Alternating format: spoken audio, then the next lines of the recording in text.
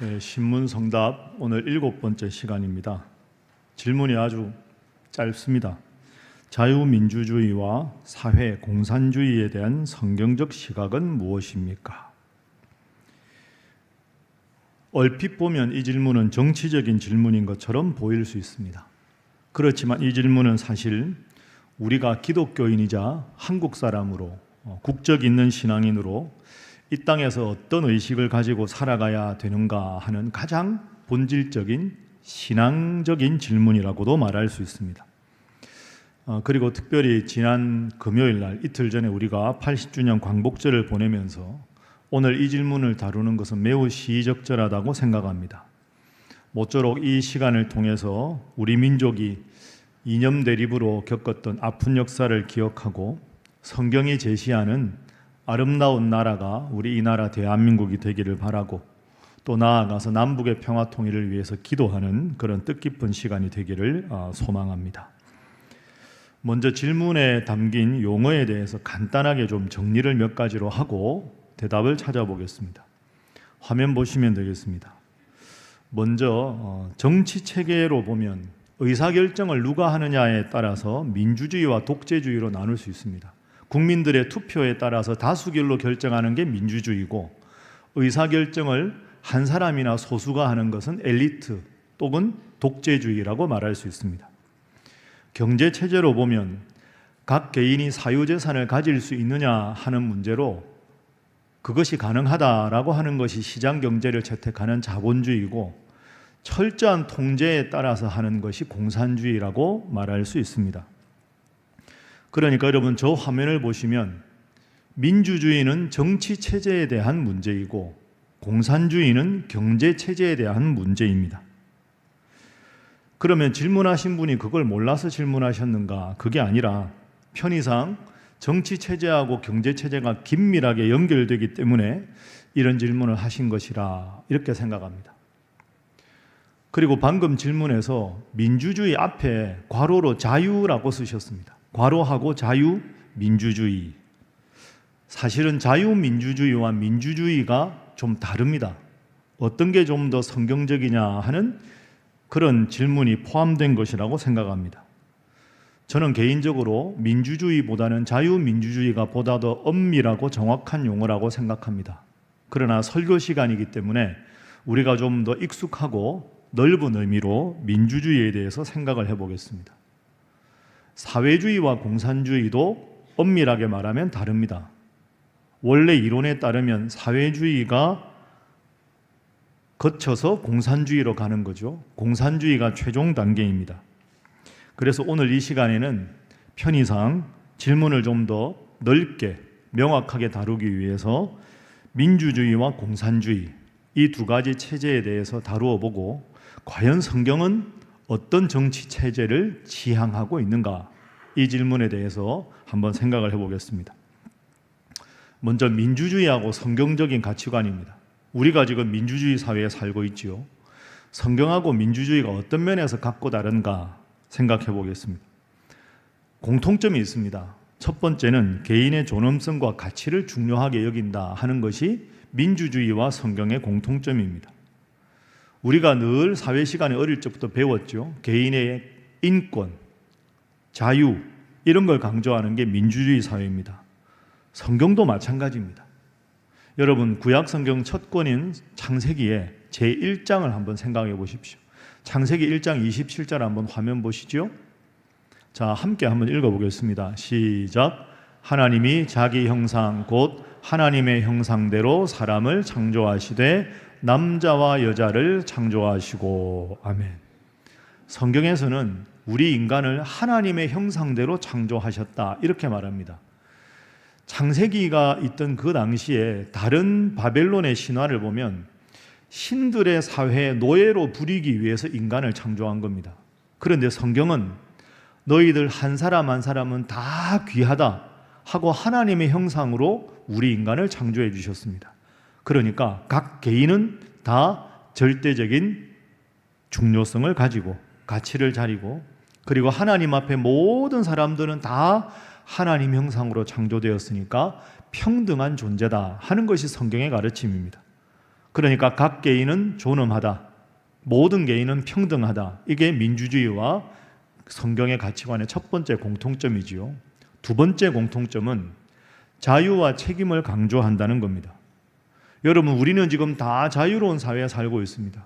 예배당에 와서 예배드릴 자유도 얼마든지 누립니다. 민주주의는 자유를 강조합니다. 그런데 그 자유에는 제한 조건이 있지요. 자유가 다른 사람의 자유를 침해하거나 공동체의 질서를 해치는 무책임한 자유가 되어서는 안 됩니다. 개인의 자유를 인정하되 공동체의 덕을 세우고 타인의 인권을 존중하는 책임 있는 자유를 민주주의는 지향합니다. 성경도 마찬가지입니다. 하나님은 우리를 자유로운 존재로 창조하셨습니다. 창세기 예를 들었는데, 예를 들어보면 아담이 선악과를 따먹었습니다. 하나님은 아담이 선악과를 따먹을 자유도 주셨고 따먹지 않을 자유도 주셨습니다. 따먹을 자유로 아담은 선악과를 따먹었습니다. 그런데 따먹은 결과에 대한 책임도 아담이 져야 합니다. 자유와 책임, 다른 말로 하면 책임 있는 자유를 향유하라 하는 것이 성경과 민주주의의 두 번째 공통점입니다. 마지막 세 번째, 지엽적으로 하면 많겠지만 크게 보면 세 번째 공통점은 정의로운 사회, 공의로운 사회를 지향한다 하는 거죠. 예를 들어서 재판은 공정해야 하고 부당한 권력으로부터 약자를 보호해야 하고 사회 부정부패를 다 척결해서 공명정대한 사회를 만들어가는 것, 이것은 성경에서도 강조하고 또 민주주의가 추구하는 이상과도 맞닿아 있습니다. 이상의 세 가지가 민주주의와 성경의 큰 공통점입니다. 차이점도 있습니다. 이 점도 잘 기억을 하십시오. 민주주의와 성경의 가르침이 비슷한 점이 많다고 해서 성경의 모든 가치관이 민주주의와 같은 것은 아닙니다. 우리가 보는 대로 민주주의는 다양한 경제체제와 결합될 수 있지만 오늘날 많은 민주주의 국가는 자본주의를 채택하고 있습니다. 그런데 이 민주주의와 자본주의에도 수많은 어두운 면이 있습니다. 제일 쉽게 민주주의 국가, 자본주의 국가, 세계 최강대국 하면 미국 생각할 수 있는데 미국에 얼마나 범죄가 많습니까? 마약, 총기, 이런 소식을 들을 때마다 얼마나 자유라는 것이 큰 책임을 수반하는가 우리는 익히 알고 있습니다. 민주주의 국가는 주로 시장경제 체제를 기본으로 하는 자본주의 체제를 선택하고 있기 때문에 무한 경쟁을 추구합니다. 그러다 보니까 때로는 돈과 권력의 힘이 사회 정의를 압도하는 현실인 것도 마찬가지입니다. 개인의 자유와 자율적인 선택을 강조하다 보니까 돈 있는 개인의 힘이 강해집니다. 점점 물신 숭배 사회로 가고 있습니다. 그래서 민주주의, 자본주의 이 체제에는 탐욕, 불의, 돈 이런 가치가 강조되지요. 이런 것은 성경이 엄중하게 경고하는 탐욕과 불의의 모습과 다를 바가 없습니다. 이런 어두운 점이 있기 때문에 우리는 민주주의 사회에 살고 있으면서도 기독교인으로서 어떻게 하나님의 공의를 이루어 갈지 끊임없이 질문하고 성경적인 해답을 찾아야 합니다. 두 번째로 공산주의에 대해서 한번 생각을 해보겠습니다. 공산주의와 성경적인 가치관의 표면적인 유사성과 차이점을 생각해 보죠. 먼저 비슷해 보이는 점이 있습니다. 제가 원고 쓴 걸 잘 보십시오. 겉으로만 비슷하다는 것이 제가 공통점이라고 쓰지 않았습니다. 비슷해 보이는 면이 일면 있습니다. 두 가지. 평등과 나눔의 정신, 그리고 공동선의 추구입니다. 실제로 성경을 연구하는 학자 중에서 초대교회의 모습은 공산주의 사회와 매우 많이 닮았다고 주장하는 학자들이 상당히 많습니다. 특히 미국에 상당히 많습니다. 저도 그런 교수님께 미국에 유학할 때 수업을 들었었습니다. 공산주의와 성경의 가치관이 뭐가 비슷하냐? 대표적으로 주장하는 본문이 두 본문입니다. 제가 여러분에게 소개를 하겠습니다. 둘 다 사도행전인데요. 사도행전 먼저 2장 44절 45절 화면 한번 보십시오. 자, 여러분 잘 아시는 본문이죠. 함께 읽어봅니다. 시작. 믿는 사람이 다 함께 있어 모든 물건을 서로 통용하고 또 재산과 소유를 팔아 각 사람의 필요를 따라 나누어 주었다. 물건을 서로 통용했다. 재산과 소유를 팔아서 필요를 따라 나누어 주었다. 이게 공산주의하고 비슷해 보인다. 이렇게 주장합니다. 또 하나는 사도행전 4장 32절 말씀입니다. 같은 맥락인데요. 다시 읽습니다. 시작. 믿는 무리가 한 마음과 한 뜻이 되어 모든 물건을 서로 통용하고 자기 재물을 조금이라도 자기 것이라 하는 이가 하나도 없더라. 아멘. 자, 방금 제가 여러분에게 소개한 이 두 구절을 공통점을 생각해 보면 소유에 대한 집착을 버리고 서로가 서로에 대해서 필요를 채워주고 공동체를 위해서 사랑을 실천했던 초대교회의 모습과 비슷해 보인다. 이 초대교회의 아름다운 모습이 공산주의다. 이렇게들 주장합니다. 얼핏 보면 공산주의가 지향하는 평등의 이상과 맞닿아 있는 것처럼 보입니다. 그렇지만 결코 그렇지 않습니다. 겉모습이 어느 정도 비슷해 보인다고 해도 근본 동기와 작동 방식에 있어서 공산주의와 성경의 가치관은 하늘과 땅 차이입니다. 이 두 가지 결정적인 차이를 여러분 꼭 기억하십시오. 지금부터 차이점에 대해서 알아보겠습니다. 첫 번째는 초대교회는 사유재산이 있었습니다. 그리고 나눌 때 그 나누는 것이 자발적인 것이었습니다. 여러분, 방금 우리가 읽은 초대교회는 각자의 재산이 있었지요. 공산주의는 사유재산을 부정합니다. 결코 초대교회와 공산주의는 같지 않습니다. 더 중요한 게 있습니다. 초대교회 성도들이 부족한 사람, 가난한 사람들을 위해서 자기의 것을 나누었습니다. 그런데 이 나눈 것이 철저하게 자발적인 거였습니다. 이게 중요합니다. 초대교회가 재산을 강제로 나누라고 로마 정부가 강압한 게 아닙니다. 사도들이 명령을 해서 부자들아, 너희 재산을 가난한 사람들에게 주어라 명령한 게 아닙니다. 자발적으로 나눈 거죠. 사도행전 4장 다시 한번 볼까요? 34절, 35절을 보십시오. 그 중에 초대교회 성도들 중에 가난한 사람이 없었으니 이는 밭과 집 있는 자는 팔아 그 판 것의 값을 가져다가 자발적으로 가난한 사람들을 위해서 제 이 밭값을 써주십시오라고 사도들의 발 앞에 자발적으로 두었습니다.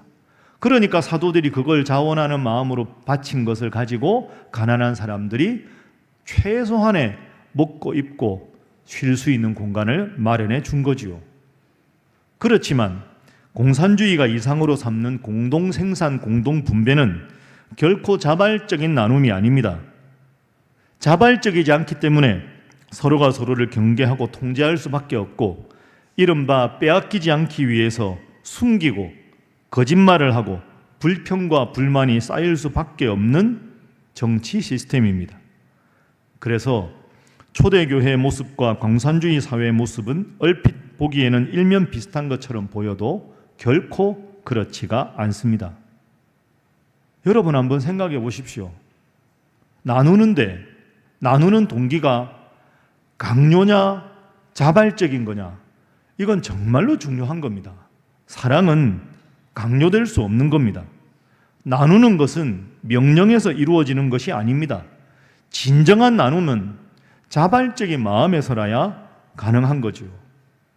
그럼 여기서 우리가 질문이 하나 생깁니다. 초대교회 사람들도 자기 재산 나누면 아까운 마음이 없었을까요? 열심히 일해서 부자가 됐는데 그거 나누는 게 쉽지 않습니다. 어떻게 그걸 나눌 수 있었을까? 자발적인 나눔이 초대교회와 공산주의의 차이점이라고 하면 어떻게 초대교회 성도들은 자발적으로 나눌 수 있었는가? 이게 두 번째 초대교회와 공산주의의 결정적인 차이점으로 연결됩니다. 자발적인 나눔의 근본적인 동기가 성령께서 역사하셨기 때문에 가능했다. 이게 초대교회 모습입니다. 그렇습니다. 사도행전 2장과 4장에는 성령의 충만한 역사가 나옵니다. 제가 여러분들하고 좀 전에 읽은 본문이 사도행전 2장 4장이었죠. 근데 2장 4장의 자발적인 나눔 바로 전에 성령의 역사가 등장합니다. 예를 들어 봅니다. 2장 한번 보시죠. 1절 2절 화면 보십시오. 여러분 잘 아는 오순절 성령 충만한 사건입니다.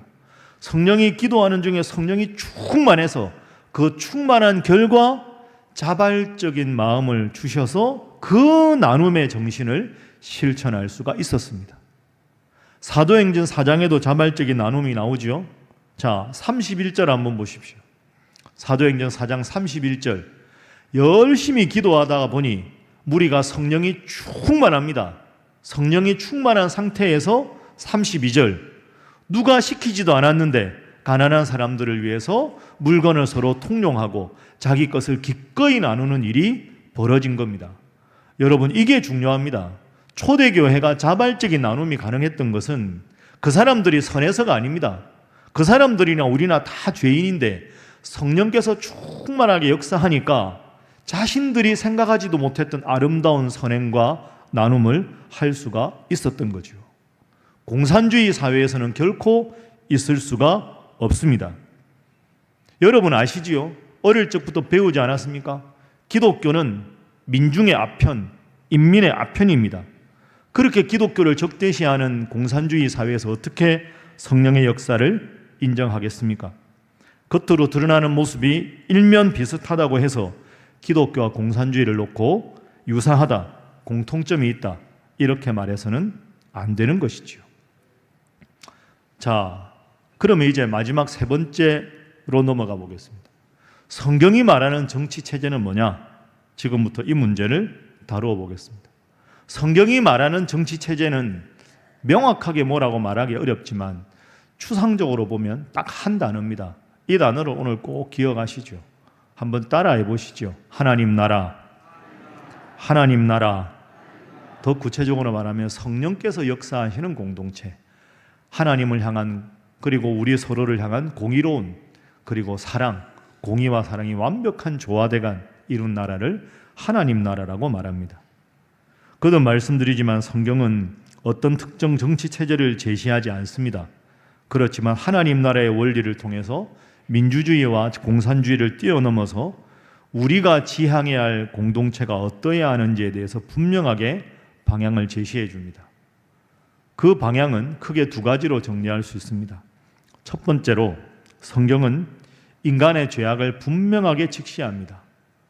자발적인 나눔에서 예를 들어 본 것처럼 성령께서 역사하셔야만 우리 사람은 변화될 수 있다. 이게 성경의 기본적인 생각입니다. 다른 종교에 비해서 기독교가 정말 강조하는 것이 인간은 죄인이다 하는 점입니다. 여러분도 교회에서 신앙생활하다 보면 제일 많이 듣는 단어가 죄인 아닙니까? 주여, 저는 죄인입니다. 어떤 분이 그러시더라고요. 목사님, 고백은 하는데 내가 그렇게 죄가 많나? 가끔 이런 생각도 합니다. 여러분, 성경에서 말하는 죄인이라는 것은 질적인 죄인을 말하는 겁니다. 양적으로 누가 누구보다 더 죄를 적게 많이 지었다 이런 뜻이 아니라 하나님 앞에 완전히 의로운 사람은 없다는 의미에서 우리 모두는 죄인입니다. 그래서 기독교 복음은 죄인이라는 걸 강조합니다. 솔직히 여러분 보십시오. 이 지구상의 나라가 얼마나 많습니까? 나름대로 최고의 정치 체제라는 걸 다 선택하고 있습니다. 그런데 아무리 훌륭한 시스템을 만들고 이념을 만들고 제도를 만들어도 우리 인간 내면 속에 있는 이기심, 탐욕, 이걸 변화시키지 못하면 시스템은 변화될 수밖에 없습니다. 그래서 성경은 어떤 정치 시스템이 중요하냐 보다 인간의 내면 속에 있는 탐욕, 죄악, 이런 것들을 다루는 것에 더 초점이 있습니다. 민주주의 국가들 보십시오. 우리나라도 그렇지만 말씀드린 대로 대부분 시장경제 체제와 자본주의를 선택합니다. 이 사회에서 제일 중요한 게 뭡니까? 우리의 인권도 중요하고 자유도 중요한데 겉으로 보기에 얼마나 돈이 중요한 가치입니까?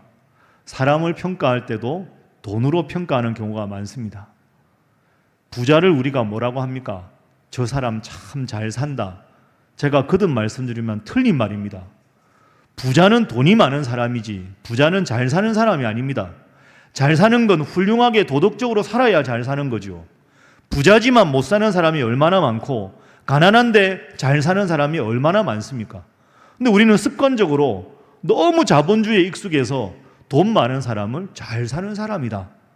절대로 그렇지 않습니다. 사람을 돈으로 평가하고 돈이 많은 나라가 힘센 나라입니다. 어쩌면 윤리와 도덕보다 돈보다 돈이 더 힘이 강해 보입니다. 그러나 성경은 그렇게 말하지 않습니다.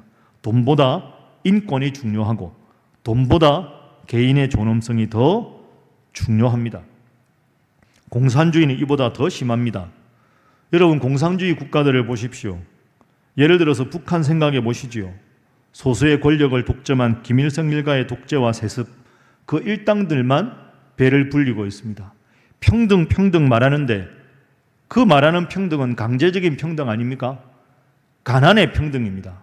하향 평준화가 되고 있습니다.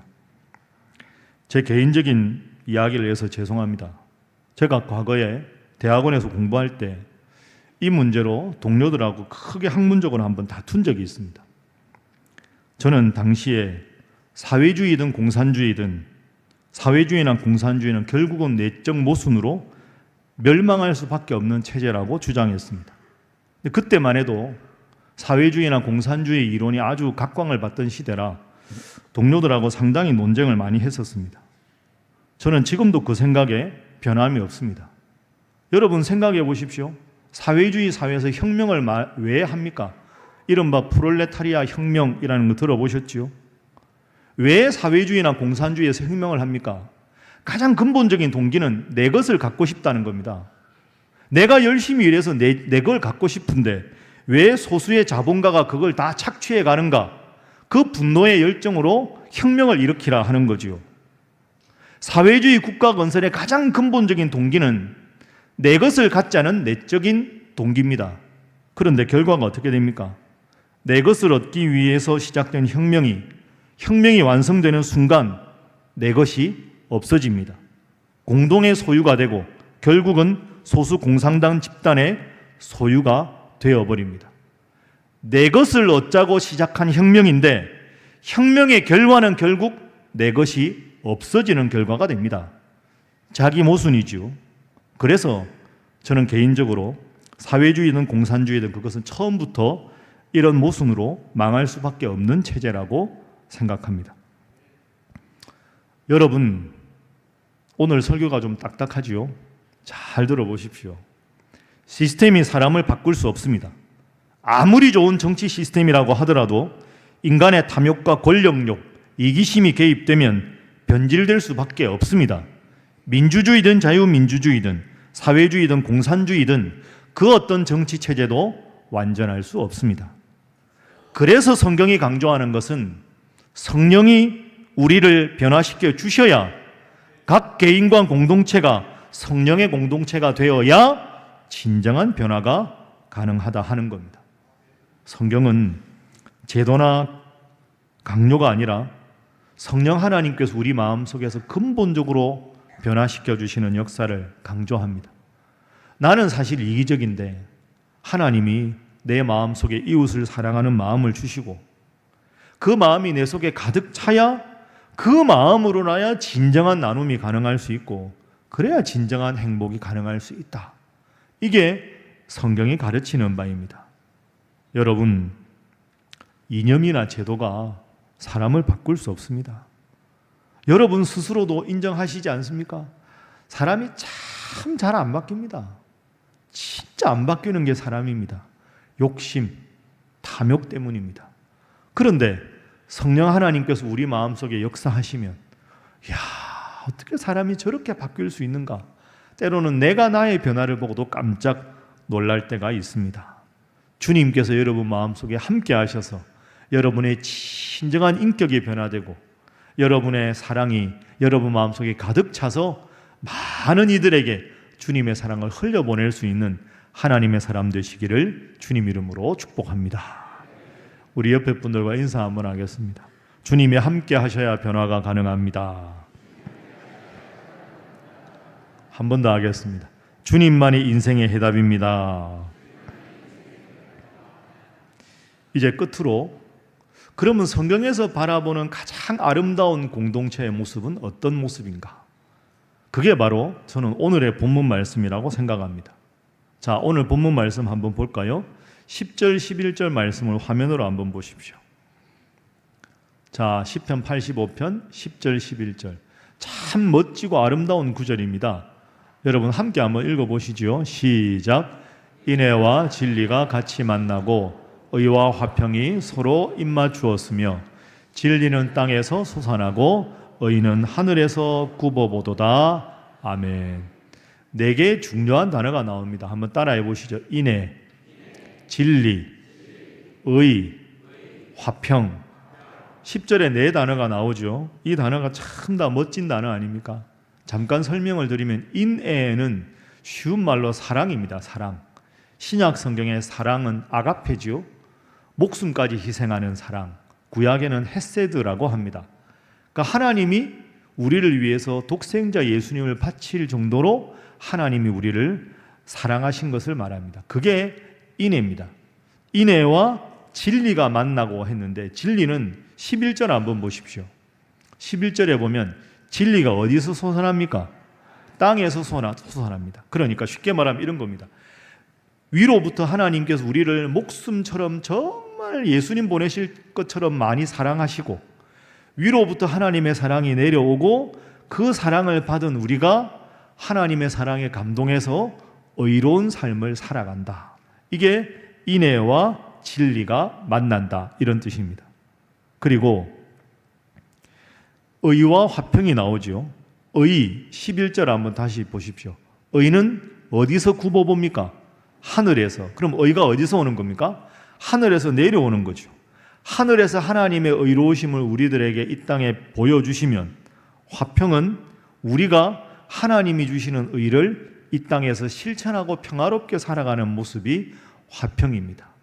그러니까 10절과 11절은 하나님의 인애와 하나님의 의가 하늘에서 내려오고 우리들은 진리로 하나님께 화답하고 화평하고 평화로운 삶을 하나님 앞에서 살아가는 아름다운 모습, 이게 제가 생각하는 성경에서 말하는 가장 아름다운 이 땅의 모습이 되어야 한다. 이렇게 말씀드리고 싶습니다. 그래서 10절과 11절을 방금 말씀드린 구조로 풀이를 제가 이렇게 한번 해봤습니다.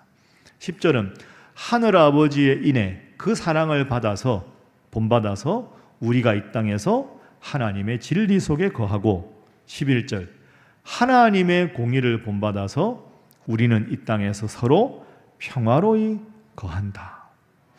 이것이 성경이 지향하는 가장 아름다운 공동체의 모습입니다. 이렇게 하나님의 인애와 하나님의 의 안에 우리가 온전히 거하면 그 결과가 어떻게 되느냐? 12절입니다. 자, 12절 말씀 보시죠. 함께 읽어봅니다. 시작.